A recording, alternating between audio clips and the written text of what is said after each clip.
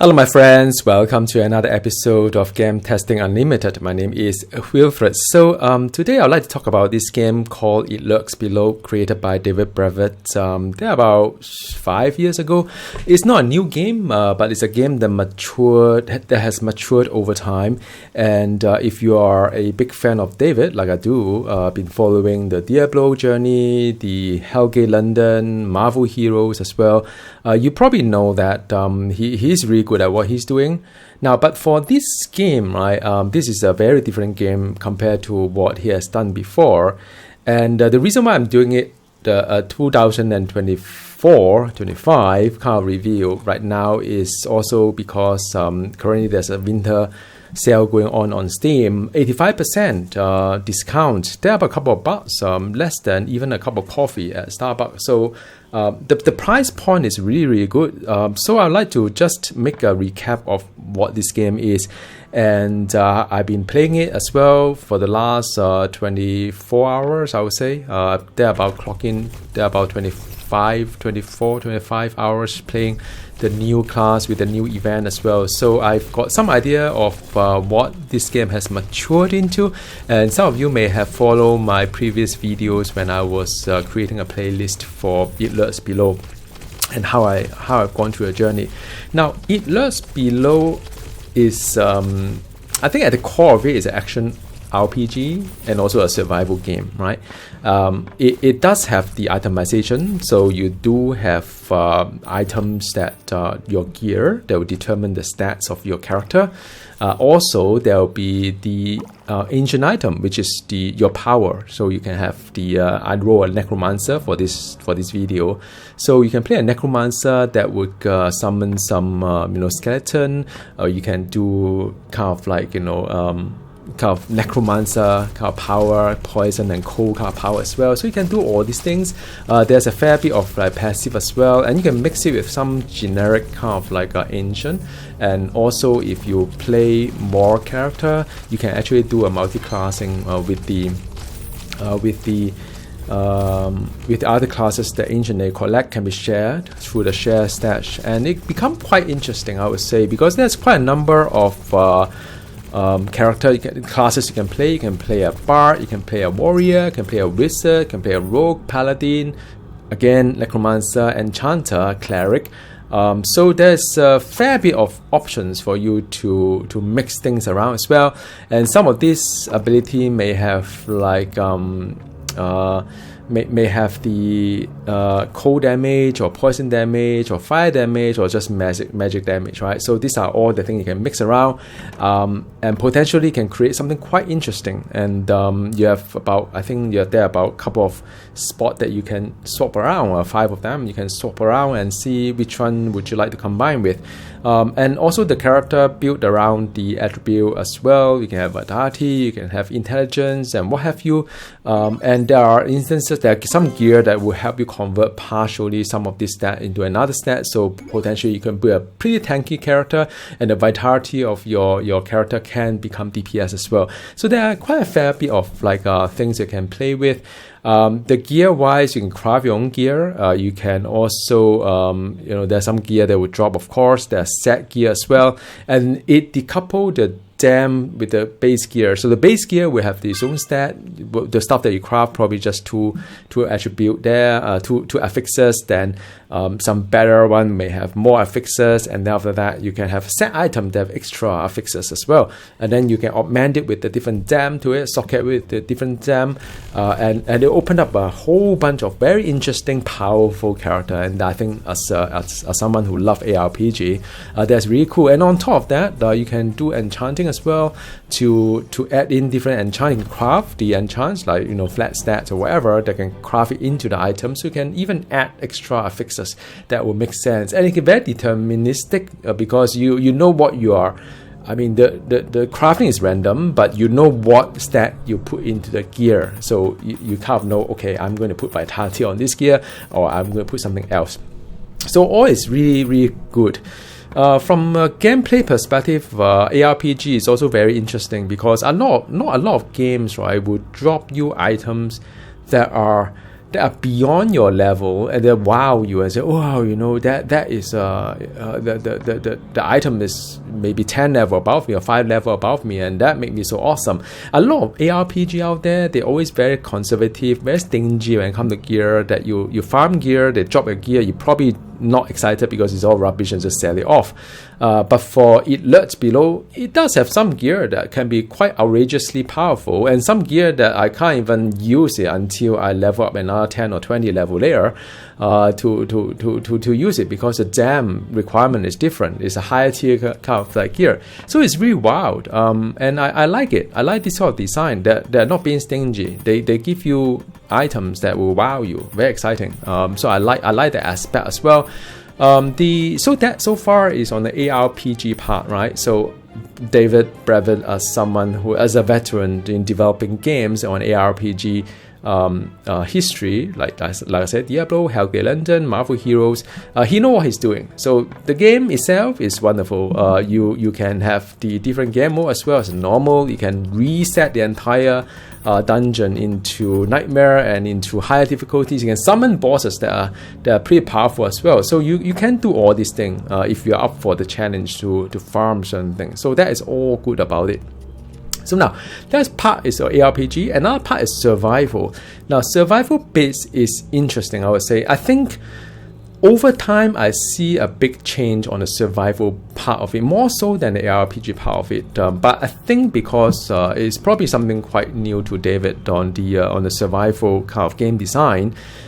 So initially, it can be a bit too kind of like trivializing certain mechanism. You can get a lot of gold by doing certain thing, or something is just purely frustrating. Food keep on getting rotted and so on. But over time, David has designed a system whereby it's well balanced. When it comes to survival, it's actually fun. It's not too taxing. You can do some planting, but you don't need to plant too much things, and you can make use of certain recipe to get some powerful gear, but you can't really overdo it until probably later on. So the whole journey so far with the survival and the survival skill tree is also very interesting. I wish he put more effort on the ARPG bits when it comes to skill tree, which I've seen on beta, but David never, I think it was on beta, on some character, they have a skill tree as well, very much like the survival tree for the class, but somehow I think he scrapped the whole idea because I don't think he has effort on time to finish off the entire for so many classes. So I think last time I played either Enchanter or Wizard, I can't remember. It was very fun. I've got video on that as well, trying out the new skill tree alongside with the survival tree.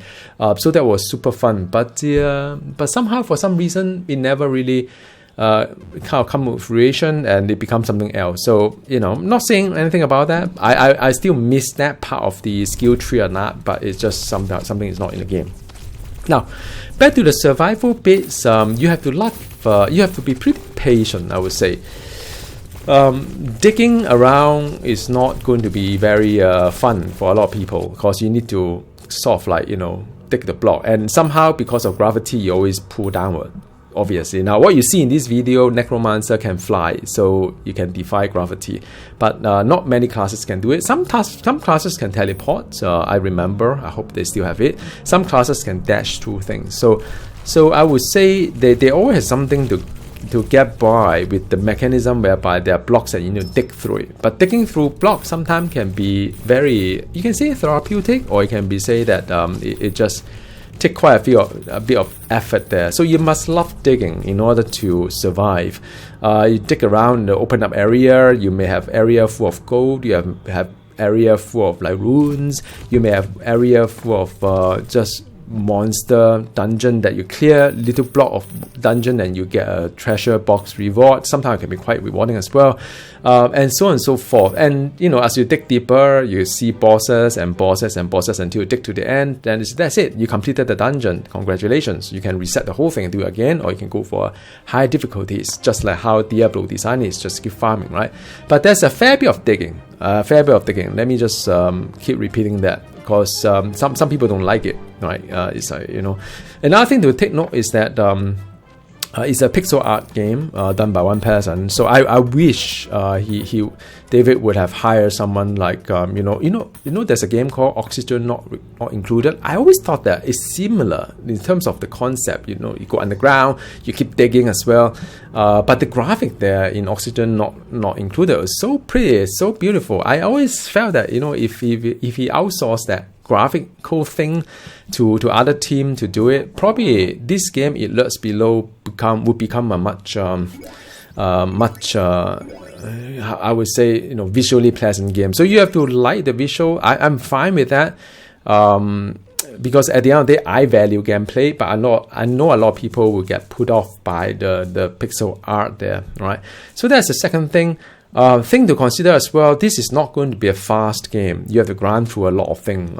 Leveling up take a while, opening up area take a while, digging and building things take a while, grinding through the survival tree take a while. So you have to love grinding in order to like it. It can be rewarding as well. Your character do get more and more powerful as you go by, as time goes by, and you feel a certain kind of like progression there. I think that is important. You grow to like and love your character as well, especially your base.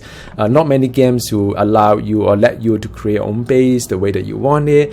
And this game, kind of like you can design the base as creative as you are, or as efficient like the one that you see. Mine here is a redesign of my original base, whereby I can just go left and right, then get everything sorted, maybe go downstairs and just do a bit of planting. But that's about it. But I mean, you have to kind of like allow you to be a little bit creative. Now, so should you get this game or not in year 2024, year 2025? I think if with a discount of 85%, and if you like David's previous work, it's kind of a no-brainer. When I say kind of, the reason why I said that is because this game is no longer, I don't think it's supported anymore. Right? He still does patches from time to time. Sometime maybe 1 or 2 years later there's a patch, but you won't be expecting some regular kind of like roadmap on this game anymore. I think David has other project to deal with, which on its own is okay. I've played other games like Chronicon, whereby they say, okay, there's no more update, right? And the game still play really well. But the problem with this game is that I'm experiencing a problem, and I'm not the only one. If you read the forum, there are other people who cannot do this, cannot do that, right? So my game will freeze every used to be 15 minutes. Now if I on the video, it could be like 1 minute, it will just freeze, and I have to force quit the game and then restart again. So on a good day, it's there about 8 minutes. I have to do it again. It can't break the whole kind of enjoyment, right? Because you play the game for 8 minutes and the game freezes. You know that the background is still working, but just the screen is all freezes. And it's funny because my computer is pretty strong. I can play Diablo 4, Warhammer game, pretty alright, hold up. Last Epoch also hold up pretty well. So I've got a pretty decent machine, although it's a gaming laptop, but it's pretty decent machine. But for some strange reason, It Lurks Below, I just every 8 minutes I'll just get a freeze and I have to close the game and open again. Although it doesn't take too long to do again, but sometimes I crash and I lose a little bit of progress. And the problem with this is that because this game is not supported anymore, even when I report a problem in the forum, and what can they do? In the past, what David would do is that I'll pass we can pass the save file to him. He'll fix it and pass it back to us and continue, right? And it's just the thing about, from my perspective, I spent there about 25 hours playing this Necromancer. Hell no way I'm going to roll a new one and try to see if I have the same problem or not, right? I'm not going to spend another 25 hours to figure things out. I mean, I'm already at whatever level it is. And I will probably just continue a little bit more until I really cannot take it anymore, just leave it as it is. And I don't think any patches will fix any of this save file. From my experience, all this problem with the game would persist through the save file. And just too bad, you probably have to re-roll another one once they fix something in the background. And he doesn't really do a lot of fixing these days. So that is my brief review. If you are lucky enough not to have the problem that some of us are having in the forum, myself is I just game freezes. Some people cannot mind. and there are other problems with loading the game, will crash the game as well. So if you're lucky, you may have a good time with it. I'm just a little bit unlucky. I just sort of like I got stuck with this character right now, and all my previous save file is not there anymore. So although I cloud save it, but somehow it doesn't retrieve from the cloud. That was 5 years ago when I first played, by the way, when I played frequently. So he may have wiped the data and do it again. So I don't know. We'll see how it goes. Let me know in the comments box below if you have any questions that you'd like to ask about it. Lurks below. I still enjoy this game, but just unfortunately it's no longer support and it's not too it's just a little bit buggy. That's my reservation for it. But let me know whether you bought the game and are you going back for the new event, Halloween, and what have you. I know Halloween is so far away, but he still keep the event on for a while. So I'm grateful. I'm happy. And if you have not got a game, are you attracted by tempted by the 85% discount? Let me know. I'll talk to you again soon. Goodbye.